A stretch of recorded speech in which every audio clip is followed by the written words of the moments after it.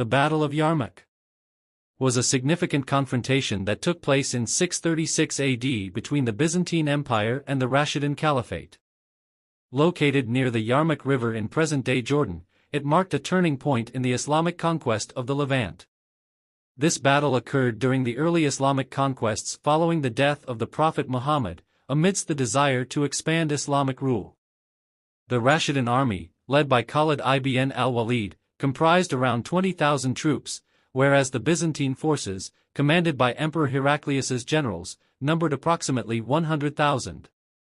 Khalid utilized superior tactics, including rapid cavalry movements, strategic positioning, and setting traps for the larger Byzantine forces. The initial engagement was characterized by fierce combat and clever maneuvering. He employed feigned retreats to draw the enemy into traps.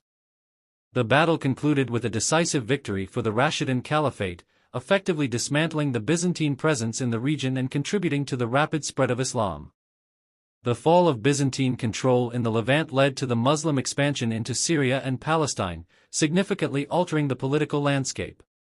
This victory also established Khalid ibn al-Walid's reputation as one of history's great military commanders.